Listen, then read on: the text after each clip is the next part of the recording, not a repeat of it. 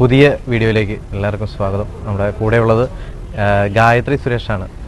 ഒത്തിരി കുറേയധികം വീഡിയോസിലൊക്കെ നമ്മൾ നോക്കിക്കഴിഞ്ഞാൽ പുള്ളിക്കാരി വൈറലാണ്. അപ്പോൾ എന്തായാലും നമുക്ക് ഇതിനകത്തും എന്തെങ്കിലും കാര്യമായിട്ടൊക്കെ കിട്ടുമെന്ന് ഞങ്ങൾ പ്രതീക്ഷിക്കുന്നുണ്ട്.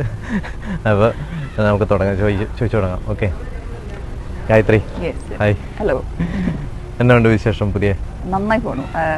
April 5th ബദൽ എന്ന് പറഞ്ഞ ഞങ്ങളുടെ പുതിയ സിനിമ ഇറങ്ങാണ്. അതാണ് ഏറ്റവും പുതിയ വിശേഷം. അതാണ് ഏറ്റവും പുതിയ വിശേഷം, സന്തോഷമുള്ള വിശേഷം. അതെ. ഓക്കെ, അപ്പോൾ നമ്മുടെ പുതിയ സിനിമയിലേക്ക് വരുമ്പം ഇതുവരെ ചെയ്തതിൽ നിന്നും എന്താണ് വ്യത്യാസമായിട്ട് നമ്മുടെ ബദൽ ദ മാനിഫെസ്റ്റോ എന്ന് പറഞ്ഞ മൂവിയിലുള്ളത്? എല്ലാ സിനിമകളും വ്യത്യാസമാണ്. എല്ലാ ക്യാരക്ടറും എന്തെങ്കിലുമൊക്കെ ഒരു ഡിഫറൻസ്, കഥയിൽ തന്നെ ഡിഫറൻസ് ഉണ്ടാവുമല്ലോ. ഈ ക്യാരക്ടറുടെ വ്യത്യാസം എന്താണെന്ന് വെച്ച് കഴിഞ്ഞാൽ വളരെ സീരിയസ് ആയിട്ടുള്ളൊരു ക്യാരക്ടറാണ്. പക്ഷെ ആ കുട്ടി വളരെ ഇന്നസെന്റ് ആണ്, ബ്രേവ് ആണ്.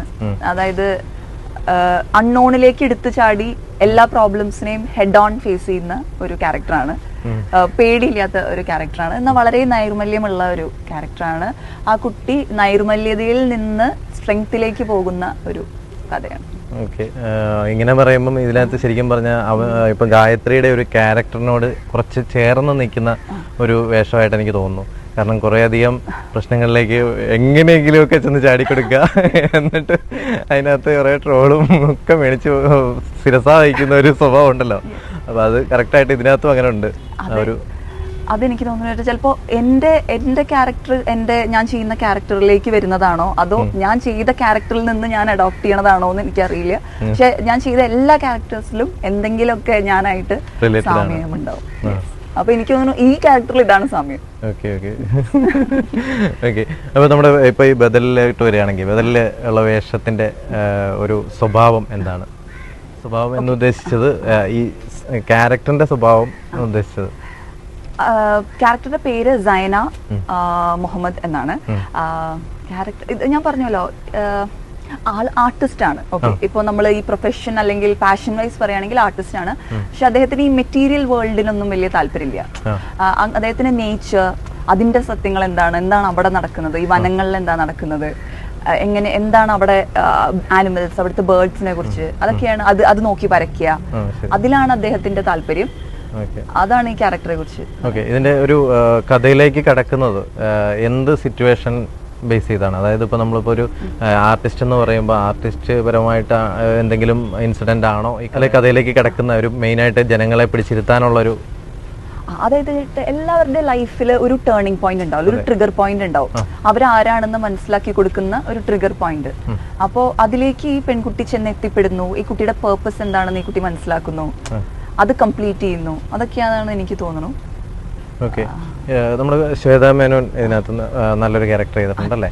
അപ്പം പുള്ളിക്കാരി എങ്ങനെയാണ് ഒരു കൂടെ അഭിനയിച്ചപ്പോൾ എന്തോ പുള്ളിക്കാരിയുടെ ഒരു വേഷത്തിന്റെ അല്ല ഞാൻ ഉദ്ദേശിക്കുന്നത്, കൂടെ വർക്ക് ചെയ്യാനായിട്ട് എങ്ങനെ കംഫർട്ടായിരുന്നു? അദ്ദേഹം വളരെ സ്ട്രോങ് ആയിട്ടുള്ള ഒരു ലേഡിയാണ്. ചാലഞ്ചസ് ഒക്കെ ഏറ്റെടുക്കാൻ വളരെ റെഡിയാണ് ആള്. അപ്പോൾ ഞാൻ പറഞ്ഞ പോലെ ഫോറസ്റ്റിലൊക്കെ ആയിരുന്നു ഞങ്ങൾക്ക് ഷൂട്ട്. അപ്പോൾ കുറേ കയറാനും എന്താ പറയുക, ഓടാനും ചാടാനും ഒക്കെ ഉള്ളതുണ്ടായിരുന്നു. അപ്പോൾ അതെല്ലാം അതേ സ്പിരിറ്റിലെടുത്ത്, അതായത് ഇത് എങ്ങനെയെങ്കിലും ചെയ്യണം എന്നുള്ള ഒരു സ്പിരിറ്റിലെടുത്ത്, ആ സിനിമയുടെ സ്പിരിറ്റിലെടുത്ത്, അതായത് അദ്ദേഹത്തിന്റെ പൊട്ടൻഷ്യൽ അറിയണം, എനിക്ക് എന്തൊക്കെ ചെയ്യാൻ പറ്റും എന്നുള്ളത്. അപ്പോൾ ഒരു രണ്ട് ലേഡീസ് കൂടി പ്രവർത്തിക്കുമ്പോൾ ഉണ്ടാവുന്ന ഒരു കമ്പാഷനും രണ്ടുപേരും അങ്ങോട്ടും ഇങ്ങോട്ടും താങ്ങുന്നതായിട്ടുള്ള ഫീലിംഗ് ഒക്കെയാണ് എനിക്ക് കിട്ടിയത്. അപ്പോൾ നമ്മുടെ ഈ സിനിമയിൽ ഒരു ശരിക്കും പറഞ്ഞാൽ നമ്മുടെ ഒരു ദ മാനിഫെസ്റ്റോ, ബദൽ ദ മാനിഫെസ്റ്റോ എന്ന് പറയുമ്പം മാവോയിസ്റ്റ് ബേസ് ചെയ്തിട്ടാണെന്നാണ് പിക്ചർ കാണുമ്പോഴും അതുപോലെ നമ്മുടെ ട്രെയിലർ കണ്ടപ്പോഴൊക്കെ മനസ്സിലാക്കിയ കാര്യം. അപ്പോൾ എത്രത്തോളം ഇതിനകത്ത് മാവോയിസ്റ്റിനെ സപ്പോർട്ട് ചെയ്തിട്ടാണോ അതോ എങ്ങനെയായി മൂവി കടന്നു പോകുന്നത്? അതായത് ഇതിന്റെ ഡയറക്ടർ അജയൻ സാറിന് ഇതിനെപ്പറ്റി നല്ല വിഷനും നല്ല അറിവുണ്ട്. അപ്പോൾ അദ്ദേഹത്തിന്റെ വിഷനാണിത് ശരിക്കും. അപ്പോൾ ഞാൻ അതിലേക്ക് ഇറങ്ങിയപ്പോഴാണ് ഓക്കെ ഇത്രയും കാര്യങ്ങൾ അവിടെയൊക്കെ ഇങ്ങനെ നടക്കുന്നുണ്ട്, ഓക്കെ ഇതിലൂടെയൊക്കെ ആൾക്കാർ കടന്നു പോകുന്നുണ്ട് എന്ന് ഞാൻ മനസ്സിലാക്കിയത്. അത് എനിക്കങ്ങനെ കൂടുതൽ റിവ്യൂ, അത് സിനിമയുടെ കഥയാണ്. ഞാൻ ആർട്ടിസ്റ്റ് ആണ്, ഞാൻ ആർട്ടിസ്റ്റ് ആയിട്ടാണ്. ഈ ആർട്ടിസ്റ്റ് എന്ന് പറയുമ്പം ജീവിതത്തിൽ ആർട്ടിസ്റ്റ് എന്നുള്ള ആ ഒരു ആവാൻ വരയ്ക്കോ? വരയ്ക്കും വേണമെങ്കിൽ, പക്ഷെ ഭയങ്കര ആഗ്രഹം ഉണ്ടായിരുന്നോ? നടിക്കലിനോട് എനിക്ക് അങ്ങനെ ആഗ്രഹം തോന്നിയിട്ടില്ല. അതെ. ഓക്കെ, മോഡലിംഗിലൂടെയാണല്ലോ സിനിമയിലെത്തിയത്. ഇപ്പൊ മോഡലിംഗ് ചെയ്യുന്നുണ്ടോ? മോഡലിംഗ് ചെയ്യുന്നുണ്ട്. യെസ്, മോഡലിംഗ് എന്ന് പറഞ്ഞാൽ നമ്മൾ ഈ ഫോട്ടോഷൂട്ട്സും കാര്യങ്ങളും ഒരുപാട് ചെയ്യുന്നുണ്ട്. യെസ്. ഓക്കെ, ഒത്തിരി ഇൻസ്റ്റയിലൊക്കെ നോക്കി കഴിഞ്ഞാൽ ഒത്തിരി കൊളാപ്സും അങ്ങനെയൊക്കെ കാണാറുണ്ട്. അപ്പോൾ എങ്ങനെയാണ് ശരിക്കും പറഞ്ഞാൽ ഈ ഇൻഡസ്ട്രി ആയിട്ട് നിൽക്കാൻ വേണ്ടിയിട്ട്, ഇൻഡസ്ട്രിയിൽ നിൽക്കാൻ വേണ്ടിയിട്ട് ഏത് സ്ട്രാറ്റജിയാണ് യൂസ് ചെയ്യാറുള്ളത്? ഏത് സ്ട്രാറ്റജിയാണോ? Trust in myself. അതാണ് എനിക്ക് ഏറ്റവും പറയാൻ പറ്റിയ പോയിന്റ്. എനിക്ക് എന്നിൽ തന്നെ നല്ല വിശ്വാസമുണ്ട്. അതാണ് എൻ്റെ ഏറ്റവും വലിയ സ്ട്രാറ്റജി എന്ന് എനിക്ക് തോന്നുന്നു. പല ചുറ്റുമുള്ള ആൾക്കാരും പല കാര്യങ്ങളും അഡ്വൈസ് ചെയ്യാറുണ്ട് with a very good intention. അവർ നല്ല ഉദ്ദേശം കൊണ്ട് തന്നെയാണ്. പക്ഷെ അൾട്ടിമേറ്റ്ലി എനിക്ക് എന്നിൽ തന്നെയാണ് വിശ്വാസം. എനിക്ക് തോന്നുന്നു അതായിരിക്കാം. ഓക്കെ, അവന് ഇപ്പൊ ഈ ഒരു ഈ സിനിമകളിൽ ഇപ്പൊ ഏകദേശം 15 സിനിമ കഴിഞ്ഞു, 16ാമത്തെ ഇത് അല്ലേ? ഈ 15 സിനിമ വന്ന് കൈ നിൽക്കുമ്പോൾ ശരിക്കും പറഞ്ഞാൽ ഇതിലും കൂടുതലായിട്ട് എനിക്ക് കിട്ടണമായിരുന്നു, അല്ലെങ്കിൽ എനിക്ക് വന്നില്ല, അങ്ങനെ വല്ല ഒരു തോന്നലുണ്ടായിട്ടുണ്ടോ?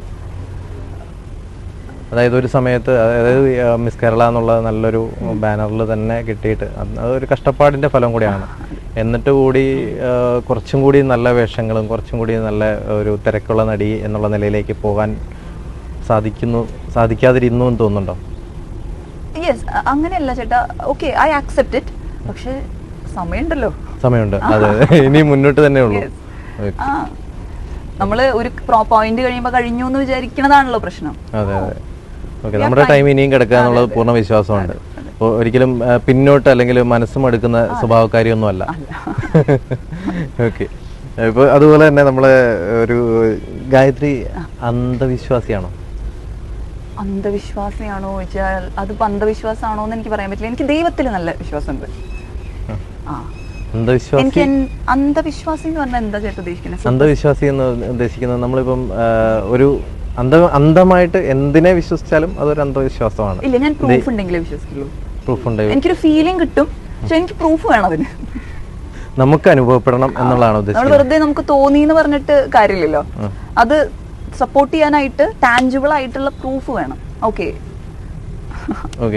ഇത് ഏത് തരത്തിലാണ്? അതായത് അവനവന് ഫീൽ ചെയ്യുന്നതാണോ, അല്ലെങ്കിൽ അവനവന്റെ ജീവിതത്തിലേക്ക് വന്ന ചില സംഭവങ്ങളിൽ ഇപ്പം രക്ഷപ്പെടുത്തുക, അങ്ങനെ ദൈവം രക്ഷപ്പെടുത്തുക, അല്ലെങ്കിൽ ഒരു ശക്തി രക്ഷപ്പെടുത്തുക എന്നൊക്കെയുള്ള വിശ്വാസമാണോ ഉദ്ദേശിക്കുന്നത്?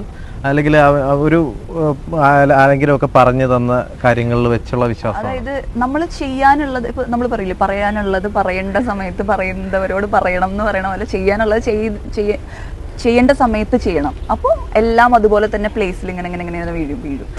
അതാണ് എൻ്റെ വിശ്വാസം. അപ്പോൾ ലൈഫിൽ കുറേ ട്രോളുകളും കാര്യങ്ങളും ഒക്കെ വരുന്നതും അതിനകത്ത് ഭാഗമാണെന്നാണോ ഉദ്ദേശിക്കുന്നത്? ട്രോള് ഇപ്പൊ ട്രോൾ സത്യമായിട്ടും ഞാൻ ഈ അടുത്ത് 2-3 ദിവസം കഴിഞ്ഞ ദിവസം ഞാൻ ഇന്നലെ ഗായത്രി ഇന്റർവ്യൂ എടുക്കണമല്ലോ, അപ്പൊ റീസെന്റ് ആയിട്ട് എന്തെങ്കിലും വന്നിട്ടുണ്ടോ എന്ന് നോക്കിയപ്പോഴും പഴയ കുറെ കാര്യങ്ങൾ തന്നെ വീണ്ടും ഈ 3 ദിവസം മുമ്പ് പോസ്റ്റ് ചെയ്തിട്ടുണ്ട് എന്നുള്ളതാണ് സത്യം. അല്ല, പഴയ കാര്യങ്ങൾ തന്നെ വീണ്ടും റീപോസ്റ്റ്, അങ്ങനെ ഏതാണ്? ഞാനും കുറെ ഉണ്ട്, ഞാൻ കാണിച്ചു തരാം. അല്ല, അപ്പൊ നമ്മുടെ ലൈഫിൽ അങ്ങനെയുള്ള കുറെ കാര്യങ്ങൾ വരുന്നുണ്ടല്ലോ. അപ്പൊ അതും ഈ പറഞ്ഞ ഒരു ശക്തിയുടെ ഒരു കഴിവാണ്, അല്ലെങ്കിൽ ചെയ്തു തരുന്നതാണ് ചേട്ടാ. അപ്പൊ 2 കൊല്ലം മുമ്പ് ഞാൻ ഉണ്ടായിരുന്ന ഒരു മാനസികാവസ്ഥയും മൈൻഡ് സെറ്റ് ഉണ്ടല്ലോ, അപ്പൊ അതിനനുസരിച്ചിട്ടാണ് ഞാൻ സംസാരിക്കാറ്. എനിക്ക് എപ്പോഴും ആൾക്കാർ എന്റെ റിയൽ ആയിട്ടുള്ളത് കാണണം. അപ്പൊ അന്ന് ഞാൻ അങ്ങനെ ആയിരുന്നു, അതുകൊണ്ട് ഞാൻ അങ്ങനെ സംസാരിക്കും. ഇന്ന് ഞാൻ ഭയങ്കരമായിട്ട് മാറിയെന്നല്ല, മാറിക്കൊണ്ടിരിക്കണതിനനുസരിച്ച് എന്റെ വർത്തമാനത്തിൽ മാറ്റം വരും, എന്റെ സ്വഭാവത്തിൽ മാറ്റം വരും, ഞാൻ നടക്കുന്നത് ഇരിക്കുന്നതിൽ മാറ്റം വരും, അങ്ങനെ. ഓക്കെ, എത്രമാത്രം പ്രതീക്ഷയുണ്ട് നമ്മുടെ ബദൽ ദ മാനിഫെസ്റ്റോ എന്ന് പറഞ്ഞ ഈ മൂവിയിൽ? ഒരുപാട് പ്രതീക്ഷയുണ്ട് ചേട്ടാ, ഒരുപാട് പ്രതീക്ഷയും സ്വപ്നങ്ങളും ഉണ്ട്. എല്ലാവരും ആക്സെപ്റ്റ് ചെയ്യും എന്നുള്ളത്, കുറേം കൂടി ആൾക്കാർ തിയേറ്ററിലേക്ക് വരും എന്നുള്ള പ്രതീക്ഷയുണ്ട്. പിന്നെ എനിക്ക് ഡയറക്ടർ സാറിൽ എനിക്ക് ഭയങ്കര പ്രതീക്ഷയുണ്ട്. എന്നെ ഇത്രയും കൊണ്ടെത്തിച്ചത് അദ്ദേഹത്തിലുള്ള വിശ്വാസമാണ്, അദ്ദേഹത്തിന്റെ വിഷനിലുള്ള കഴിവിലുള്ള വിശ്വാസമാണ്. അദ്ദേഹം വളരെ കോൺഫിഡന്റ് ആണ്. അപ്പൊ നമ്മുടെ ഡയറക്ടർ കോൺഫിഡന്റ് ആവുമ്പോൾ നമ്മളും കോൺഫിഡന്റ് ആവും. അതെ അതെ. അപ്പൊ അതുപോലെ തന്നെ പുതിയ പ്രോജക്റ്റുകൾ ഏതൊക്കെയാണ് ഇനി ചെയ്തുകൊണ്ടിരിക്കുന്നത്? ഇനി ഇറങ്ങാനുള്ളത് അഭിരാമി എന്ന് പറഞ്ഞിട്ടുള്ള ഒരു പ്രോജക്റ്റ് ഉണ്ട്, പിന്നെ തയ്യൽ മെഷീൻ എന്ന് പറഞ്ഞിട്ടുള്ള ഒരു പ്രോജക്റ്റ് ഉണ്ട്. തയ്യൽ മെഷീൻ ഞാൻ ഇൻസ്റ്റയിൽ കണ്ടിരുന്നു, അതിന്റെ പോസ്റ്റ് കണ്ടിരുന്നു. ഓക്കെ, അതും വ്യത്യസ്തമായ ചിത്രങ്ങൾ തന്നെയാണോ നമ്മൾ ഇതുവരെ ചെയ്തതിൽ? തയ്യൽ മെഷീൻ ഹൊറർ സബ്ജക്റ്റ് ആണ്, അഭിരാമി ഒരു related to social media. Okay okay. നമ്മൾ ഇപ്പൊ ഈ ബദലിൽ സംസാരിക്കുന്നത് ഒരു, അതായത് മാവോയിസ്റ്റുകൾ അന്നും അവർ വന്ന സാഹചര്യം, അവരങ്ങനെ ആയിത്തീരാനുള്ള ഒരു സാഹചര്യം എന്ന് പറയുന്നത് അടിച്ചമർത്തപ്പെട്ട ജനതയുടെ ഒരു പ്രതിഷേധത്തിന്റെ ഭാഗമായിട്ട് വന്നതാണ്. അപ്പോൾ ഈ ഇന്നത്തെ സിറ്റുവേഷനിൽ ഇന്ന് ആ ഒരു രീതിയിലല്ലെങ്കിൽ മറ്റൊരു തരത്തിൽ നിറത്തിന്റെ പേരിലും ഒക്കെ അധിക്ഷേപിക്കപ്പെടുന്ന ഒരു വിഭാഗം ഇവിടെയുണ്ട്. അത് വലിയ ആർട്ടിസ്റ്റ് ഒന്നുമില്ല, ചെറിയ ആർട്ടിസ്റ്റ് ഒന്നും ഇല്ല, അല്ലെങ്കിൽ ചെറിയ സാധാരണക്കാരനെന്നില്ല, ഏറ്റവും കുഞ്ഞു കൊച്ചൊന്നും ഇല്ലാതെ ഇന്ന് അധിക്ഷേപിക്കപ്പെടുന്ന കാലഘട്ടം കൂടി വരുന്നതായിട്ട് തോന്നിയിട്ടുണ്ട്. അപ്പോൾ ഇതിനെക്കുറിച്ച് ഗായത്രിക്ക് എന്താണ് പറയാനുള്ളത്? അതായത് ചേട്ടാ, പണ്ട് എന്തായിരുന്നു വെച്ചാൽ, പണ്ട് ടെക്നിക്കലി ഒന്നും പോസിബിൾ അല്ലായിരുന്നു. അതായത് ഇപ്പോൾ സ്ത്രീ പുരുഷൻ എന്ന് പറയുമ്പോൾ തന്നെ സ്ത്രീകൾക്ക് ഒന്നും ചെയ്യാൻ പറ്റാത്ത അവസ്ഥയായിരുന്നു. അല്ലെങ്കിൽ ഈ നിറത്തിന്റെ ബേസിസിൽ അല്ലെങ്കിൽ കാസ്റ്റിന്റെ ബേസിസിൽ നമുക്കൊന്നും ടെക്നിക്കലി നമുക്ക് ചെയ്യാൻ പറ്റില്ല. പക്ഷെ ഇപ്പൊ അങ്ങനെയല്ല, നമുക്ക് ചെയ്യാൻ പറ്റും. അങ്ങനെ ആരെയും ചെയ്യാൻ പറ്റാതിരിക്കുന്ന പ്രശ്നങ്ങളില്ല. നമുക്ക് ഒരു കാര്യം, ഒരു അഡ്മിഷൻ അല്ലെങ്കിൽ എന്ത് കാര്യമാണ് നമുക്ക് ചെയ്യാൻ പറ്റും. പക്ഷെ ചെയ്യും ആൾക്കാരുടെ ഒരു സബ് കോൺഷ്യസ് പ്രോഗ്രാമിംഗ് ഉണ്ടല്ലോ, അതായത് മനസ്സിലത്തെ ചിന്താഗതി, അത് മാറാൻ അവർ തന്നെ വിചാരിക്കണം. അത് മാറിയില്ലെങ്കിൽ സ്വാഭാവികമായിട്ടും അവരിൽ നിന്ന് പുറത്തേക്ക് വരും. പക്ഷെ നമ്മളത് മൈൻഡ് ചെയ്യേണ്ട ആവശ്യമില്ല, നമ്മൾ നമ്മുടെ കാര്യം ചെയ്ത് മുന്നോട്ട് പോയാൽ മതിയല്ലോ. ഗായത്രിയുടെ അഭിപ്രായത്തിൽ ശരിക്കും പറഞ്ഞാൽ അധിക്ഷേപിക്കപ്പെടുന്നവരാണ് മാറേണ്ടതെന്നാണോ ഉദ്ദേശിക്കുന്നത്? അപ്പോൾ അതല്ല ചേട്ടാ, ഞാൻ അതല്ല പറഞ്ഞത്. പണ്ട് ഈ അധിക്ഷേപിക്കപ്പെട്ടവർക്ക് ടെക്നിക്കലി അവർക്ക് ഒന്നും ചെയ്യാൻ സാധിക്കില്ലായിരുന്നു എന്ന്. അവരെല്ലാവരും തഴയുന്നു. അവർക്ക് മുന്നോട്ട് വരാനുള്ള ഒരു ഓപ്പർച്യൂണിറ്റീസ് കുറവായിരുന്നു എന്നാണ് ഉദ്ദേശിക്കുന്നത്. കളിയാക്കലുകളും വെറുതെ പറച്ചിലുകളും മാത്രമേ ഉള്ളൂ. അപ്പൊ നമ്മൾ എത്ര കാലം ഈ കളിയാക്കണത് ഇങ്ങനെ ഫൈറ്റ് ചെയ്തുകൊണ്ടിരിക്കും? നമ്മുടെ കാര്യം നടക്കില്ല. കളിയാക്കിക്കോളൂ, ഞാൻ എന്റെ കാര്യം ചെയ്യും. ഗായത്രി അതേ സ്ട്രാറ്റജിയാണ് കീപ്പ് ചെയ്യാറുള്ളത് അല്ലേ? ഓക്കെ, ഫൈറ്റ് ചെയ്യലാണ് നിങ്ങളുടെ എയിം എന്നുണ്ടെങ്കിൽ ഫൈറ്റ് ചെയ്തോളൂ, നിന്ന് ഫൈറ്റ് ചെയ്തോളൂ. പക്ഷെ അവസാനം പറയരുത് എനിക്കൊന്നും നടന്നില്ല, എന്റെ കാര്യം അങ്ങനെയല്ല, നിങ്ങൾ കാരണം എന്റെ ലൈഫ് നശിച്ചു എന്ന് പറയുന്ന ഒരു സ്വഭാവത്തോട് യോജിക്കാൻ പറ്റില്ല. ഓക്കെ, അതുപോലെ തന്നെ ഇപ്പൊ ഈ സിനിമയിലാണെങ്കിലും ഒരു ഫൈറ്റ് ചെയ്യപ്പെടുന്ന ആൾക്കാരുടെ സിനിമയാണല്ലോ. ഇത് എത്രമാത്രം സ്വന്തം ജീവിതത്തിനോട് ബന്ധപ്പെട്ട് കിടക്കുന്നു എന്ന് ചിന്തിച്ചിട്ടുണ്ടോ? അതായത് ഇത്രയും അധിക്ഷേപങ്ങളും സോഷ്യൽ മീഡിയ ട്രോളുകളും ഒക്കെ വരുന്ന ഈ അവനവന്റെ കോൺഫിഡൻസിനെ നശിപ്പിക്കാതെ, നശിച്ചു പോവാതെ സൂക്ഷിച്ചതിനെ കുറിച്ച്. അല്ല ചേട്ടാ, പോസിറ്റീവായിട്ട് എടുക്കുകയാണെങ്കിൽ ഇപ്പൊ ഈ ട്രോളുകൾ കൊണ്ടും കുറെയൊക്കെ ഞാൻ പിടിച്ചു നിന്നുണ്ട്.